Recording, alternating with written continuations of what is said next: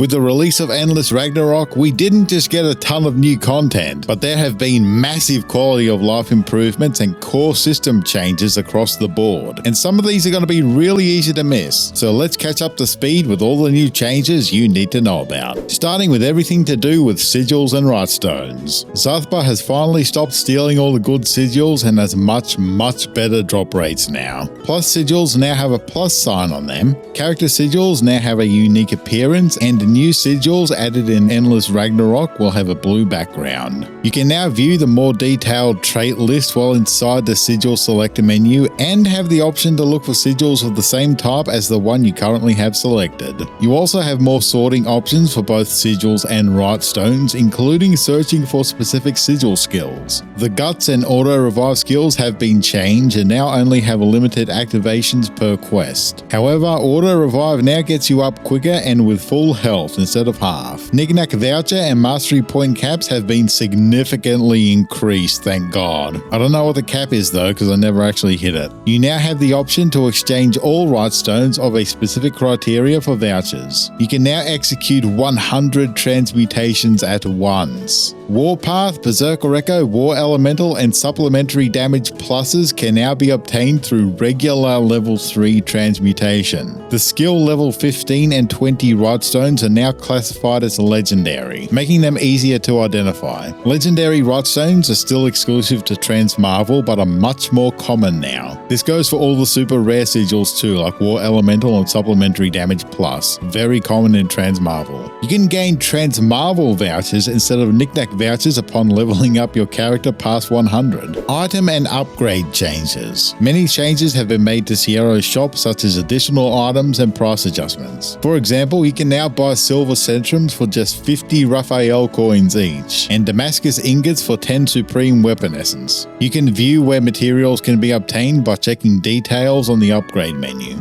Consumable items such as ambrosia are now highlighted purple in your inventory, and special crafting items like Damascus ingots are highlighted yellow. Terminus weapons are no longer random drops. You instead obtain ultimate memories from Proto Bahamut to craft them at the blacksmith. Weapons in general now require way less experience to level up. New options and settings. Under gameplay, you can now skip a whole bunch of different quest cutscenes. Assist mode will now work with even more quests, and idle mode can be toggled for the new conflux. Under lock-on, we have a ton more camera options to play with. In graphics, you can adjust the strength of your character's silhouette and reduce party member battle effects to improve visibility. You can combine interact and check into a single button through the gameplay or control scheme menu. We got some great new options in the user interface, such as a HUDless mode, ally damage numbers, and status effect icons. I recommend leaving this on show all so you can tell when your perfect dodge invincibility is about to run out. And of course, new crossplay and region stuff in network settings. But you can also change these just before starting a quest too. Combat changes. You can now toggle damage cap percentages at the training dummy. Remember, if you're hitting for over 100%,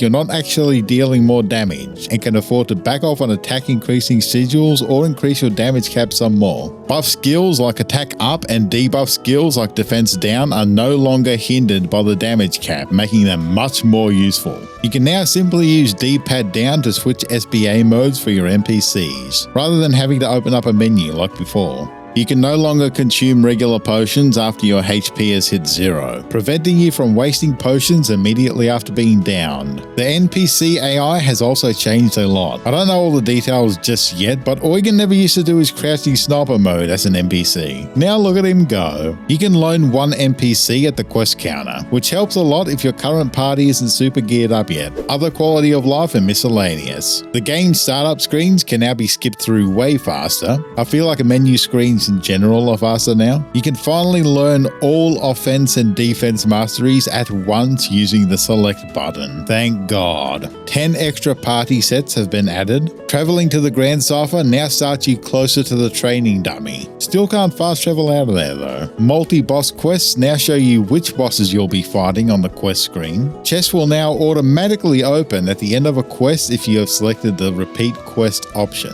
NPCs have been added to Folker and Seed Hollow for side quests involving awakening your Ascension and Terminus weapons. Fast travel now lets you go directly to your completed side quest clients. Repeatable side quests can now be identified by the loopy icon next to them. You can now sort through unclaimed achievements, and there's also a new achievement rank called Mythic. The early story of Relink has also had some changes to improve the experience, but I have not started a new game yet, so I can't comment on that myself. But that's about everything I've discovered so far. There are a lot of changes though, so no doubt I probably missed a bunch of stuff. So let me know in the comments about anything I did miss on this list. For now, take care, have fun, and happy hunting.